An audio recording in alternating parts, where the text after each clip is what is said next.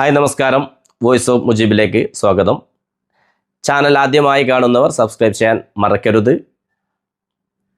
ഇന്ന് നിങ്ങളുമായി പങ്കുവെക്കുന്ന വിഷയം കഴിഞ്ഞ 24 മണിക്കൂറിനുള്ളിൽ ഏറെ ചർച്ച ചെയ്യപ്പെട്ടുകൊണ്ടിരിക്കുന്ന അർജന്റീനയുടെ കേരളത്തിലേക്കുള്ള വരവിനെ കുറിച്ചാണ്.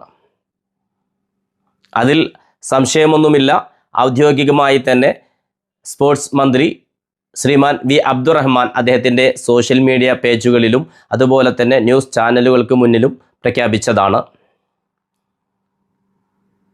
അതിന് പിറകെ സോഷ്യൽ മീഡിയ ഏറ്റെടുത്തിരിക്കുന്ന ഒരുപാട് ചർച്ചകളുണ്ട്.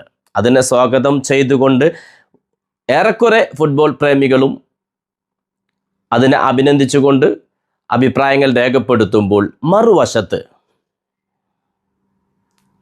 മറുവശത്ത് അതിനെ മറ്റൊരു രീതിയിലേക്ക് ചിത്രീകരിക്കുന്ന ദുഃഖകരമായ കാഴ്ച. കേരളത്തിന്, ഇന്ത്യക്ക് ഒരുപാട് പ്രശ്നങ്ങളുണ്ട്, ഇല്ലെന്ന് പറയുന്നില്ല. ഒരു ഫുട്ബോൾ പ്രേമിയെ സംബന്ധിച്ചിടത്തോളം സന്തോഷം നൽകുന്ന വാർത്തയാണിത്, ആഹ്ലാദം നൽകുന്ന വാർത്തയാണിത്. അർജന്റീന ആരാധകർക്ക് മാത്രമല്ല, ഫുട്ബോളിനെ നെഞ്ചേറ്റിയ എല്ലാവർക്കും. കാരണം വരാൻ പോകുന്നത് ലോക ഫുട്ബോളിൻ്റെ രാജാവ് മെസ്സിയും കൂട്ടരുമാണ്.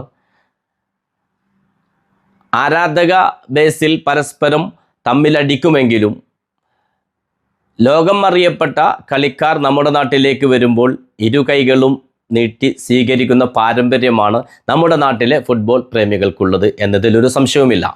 അതുകൊണ്ട് തന്നെ മെസ്സിയുടെ അർജന്റീനയുടെ വരവിനെ വളരെ സന്തോഷത്തോടെയാണ് ഫുട്ബോൾ പ്രേമികൾ നോക്കിക്കാണുന്നത്. മറ്റു പല വിഷയങ്ങളും പറഞ്ഞുകൊണ്ട് അതിനെ ഇല്ലായ്മ ചെയ്യാൻ ശ്രമിക്കുന്നവരോട് കേരളത്തിൽ ഒരുപാട് നീറുന്ന പ്രശ്നങ്ങളുണ്ട്, ദുരന്തങ്ങൾ ഉണ്ടായിട്ടുണ്ട്. അതിനൊക്കെ പരിഹാരം കാണാൻ അതിൻ്റെതായ ആളുകൾ നടക്കുന്നുണ്ട്, അത് നടത്തിക്കൊണ്ടിരിക്കുന്നുണ്ട്. അപ്പോൾ അത്തരക്കാരോട് നമുക്ക് പറയാനുള്ളത്, നമ്മുടെ എല്ലാ പ്രശ്നങ്ങളും പരിഹരിച്ചതിന് ശേഷം മാത്രമേ ഇവിടെ ഫുട്ബോൾ കളി സംഘടിപ്പിക്കാവൂ, ക്രിക്കറ്റ് സംഘടിപ്പിക്കാവൂ എന്നൊക്കെ വാശി പിടിച്ചാൽ അത് നടക്കുന്ന കാര്യമല്ല. നമുക്ക് മുന്നിൽ ഒരുപാട് ഉദാഹരണങ്ങളുണ്ട്. മറ്റു പല രാജ്യങ്ങളും അവരുടെ നാട്ടിൽ വേൾഡ് കപ്പുകൾ നടത്തുന്നുണ്ട്. ഫുട്ബോൾ ആണെങ്കിലും ക്രിക്കറ്റ് ആണെങ്കിലും മറ്റു പല കാര്യങ്ങളും നടത്തുന്നുണ്ട്. അതെല്ലാം അവരുടെ നാട്ടിലെ എല്ലാ വിഷയങ്ങളും പരിഹരിച്ചതിന് ശേഷമല്ല.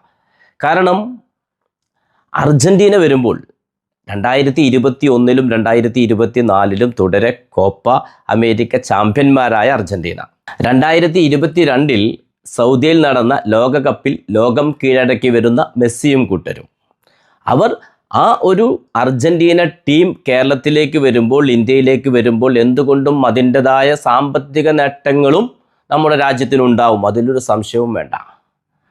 അപ്പോൾ അതിന് വരുന്ന ചെലവുകൾ മാത്രം നോക്കി ഒരുപാട് വിമർശനങ്ങൾ ഉന്നയിച്ച് നമ്മുടെ നാട്ടിൽ മറ്റു പല പ്രശ്നങ്ങളുമുണ്ട്, അതിന് പരിഹരിച്ചിട്ട് പോരെ, അത് പരിഹരിച്ചിട്ട് പോരെ, അതിന് പരിഹാരം കണ്ടിട്ട് പോരെ ഇത്തരം കളികൾ സംഘടിപ്പിക്കുക എന്ന് പറയുന്നവരോട് നിങ്ങൾ ഒരിക്കലും വിഷമിക്കേണ്ടതില്ല.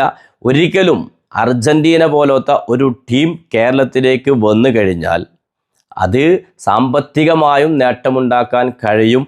ഇതെല്ലാം കണക്കുകൂട്ടിക്കൊണ്ട് തന്നെയാണ് ഇതിൻ്റെതായ ആളുകൾ അത് സംഘടിപ്പിക്കുന്നത്, അതിലൊരു സംശയവുമില്ല.